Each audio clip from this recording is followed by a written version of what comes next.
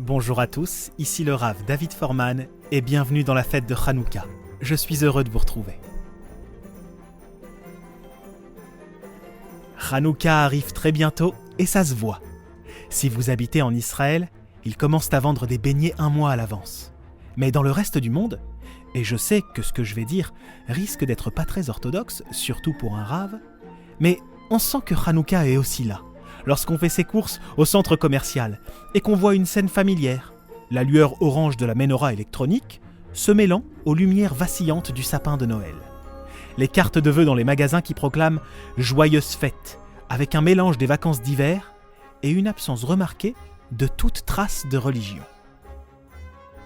Et je pense que beaucoup d'entre nous craignent ce moment redoutable, alors qu'on fait nos courses pour Hanouka et que votre enfant se tourne vers vous et vous demande « Maman, papa, est-ce que Hanouka, c'est le Noël des Juifs ?» Parce que, regarde, on reçoit des cadeaux. Eux aussi. On allume des bougies. Eux aussi ont des sapins illuminés. Et nos voisins chrétiens allument même des bougies à leurs fenêtres chaque année. Est-ce que Hanouka, c'est en fait un Noël juif ? Alors vous vous empressez d'expliquer et de répondre à votre enfant « Bien sûr que non, mon petit Jérémie. Tu vois, Hanouka n'a rien à voir avec ce gars en costume rouge là-bas, même s'il a une grande barbe blanche. Hanouka, c'est l'histoire d'un petit groupe de juifs, les Maccabim, qui se sont rebellés contre les Grecs. Non seulement les Maccabim ont vaincu l'armée grecque, mais en plus, ils ont reconquis Jérusalem et le Temple, et ont rétabli la liberté de pratiquer notre religion. Jérémie hoche alors la tête. Mais quand vous quittez le centre commercial avec vos sacs pleins de cadeaux, vous ne pouvez pas vous empêcher de penser. Hanouka est une fête qui commémore un groupe de juifs qui ont refusé de s'identifier à la culture non juive dominante de l'époque. Et maintenant, qu'est-ce qu'on fait ? Ici même, dans le parking, entre Nike et le magasin Apple, on est justement en train de mélanger nos cultures. Vous montez alors dans votre voiture, mais la petite question de Jérémie continue de vous tarauder. Hanouka est-elle un Noël juif ?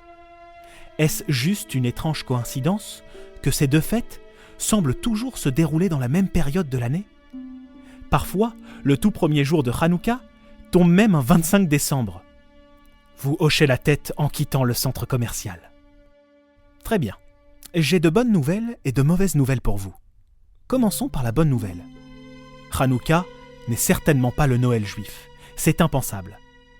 Hanouka est antérieur à l'arrivée du christianisme, d'environ 200 ans. Il ne peut donc en aucune façon être une réplique de Noël. À présent, la mauvaise nouvelle.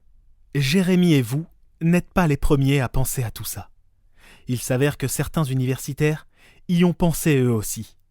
Et certains affirment même qu'il n'y a aucune coïncidence. Selon eux, si les dates de Hanouka et de Noël coïncident dans notre calendrier, c'est parce que ces fêtes sont de la même origine. Ça peut vous sembler horrible, mais détendez-vous. Respirez profondément.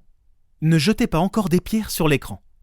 Laissez-moi vous expliquer leur point de vue pendant 1 minute, puis nous en parlerons ensuite.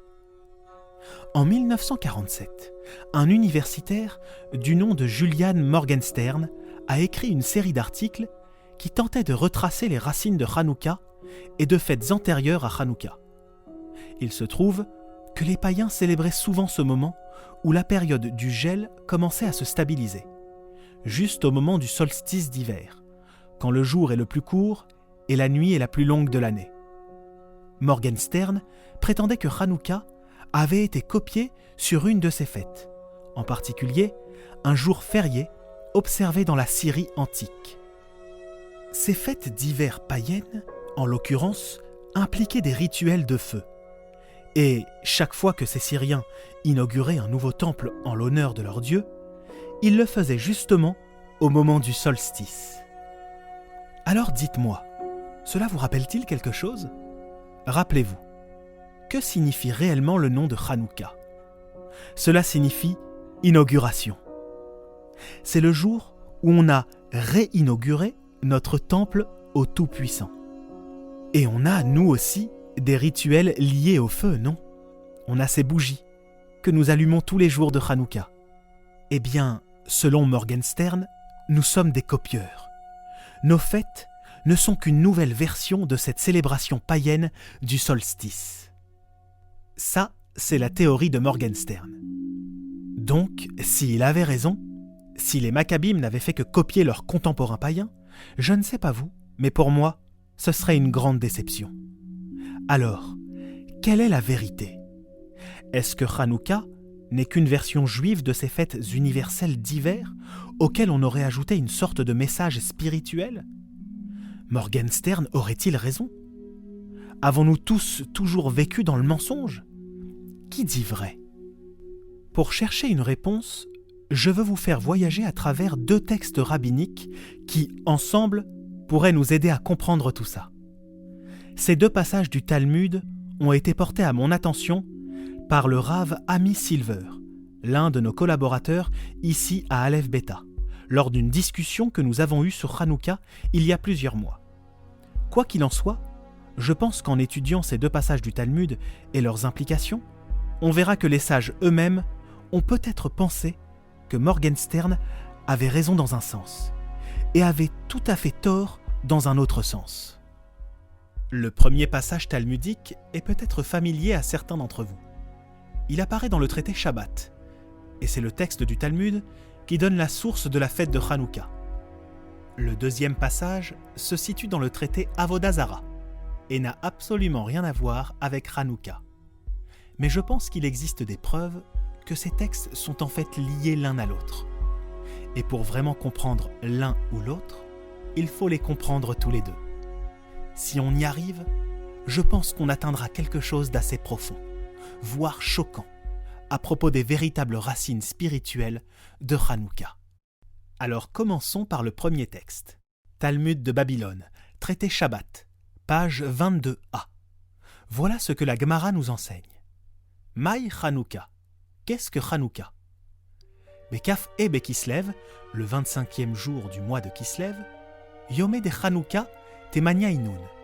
La période de Hanouka dure 8 jours. Delo le misped, behon vedelo le it aanot behon, durant lesquels il est interdit de prononcer des oraisons funèbres et de jeûner. Maintenant, permettez-moi de m'arrêter là avant même d'aller plus loin. Réfléchissez un instant à cette définition de base de Hanouka. C'est quoi Hanouka ?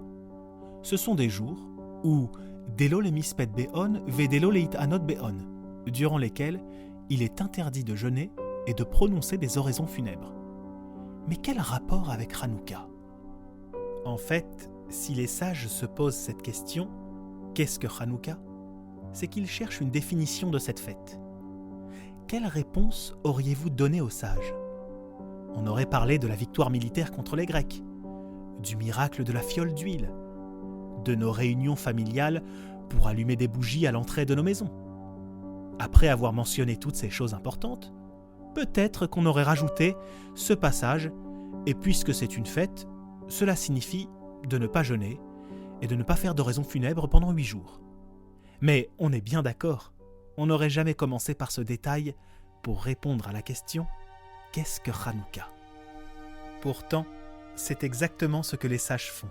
Ils répondent « Ce sont 8 jours en plein hiver où on ne peut ni jeûner ni faire d'oraison pour des gens qui meurent. » Ce n'est qu'une fois qu'ils ont donné cette définition, semble-t-il, essentielle, que les sages continuent à expliquer pourquoi on ne jeûne pas et on ne fait pas d'oraison. C'est parce que, voilà, il y a eu cette victoire militaire, le miracle de la fiole d'huile, le temple qui a été restauré, etc. Alors pourquoi le jeûne ou les éloges funèbres ne sont-ils pas considérés comme une définition critique de la fête elle-même ?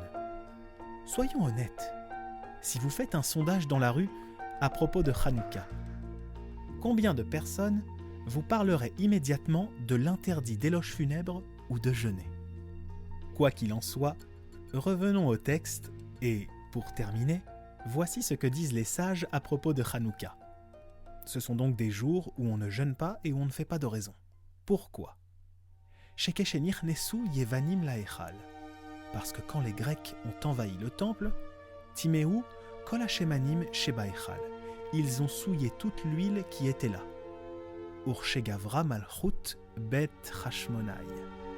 Et quand le royaume des Hashmonaïm, c'est-à-dire les Maccabim, se sont rebellés contre les Grecs, Unsachum et qu'ils les ont vaincus, Ils ont fouillé autour. Velo matsu et la parechad shel shemen. Et ils n'ont pu trouver qu'une fiole d'huile.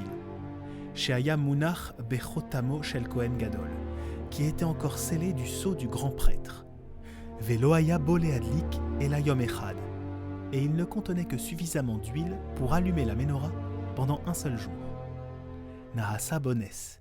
Un miracle s'est produit. Veidliku mimenu shemona yamim. Et l'huile a brûlé 8 jours consécutifs. Les Shana à Acheret, l'année suivante, Kavuum ve'asum yamim tovim. Ils ont établi ces 8 jours de fête. Be'alel ve'oda, un temps de louange et de remerciement à Dieu. Je vais donc vous proposer que toute cette histoire de ne pas jeûner et de ne pas faire d'oraison funèbre n'est pas du tout un détail mineur, comme on pourrait le penser. Aussi fou que cela puisse paraître, je pense que c'est vraiment, selon le point de vue rabbinique, une sorte de définition de base de cette fête. Afin de comprendre cela, il nous faut étudier le deuxième texte talmudique dont je vous ai parlé. Alors suivez-moi dans la prochaine vidéo. Bonjour à toutes et à tous et merci de votre fidélité. Nous sommes heureux de vous annoncer que le livre « L'épreuve d'Abraham » est enfin disponible.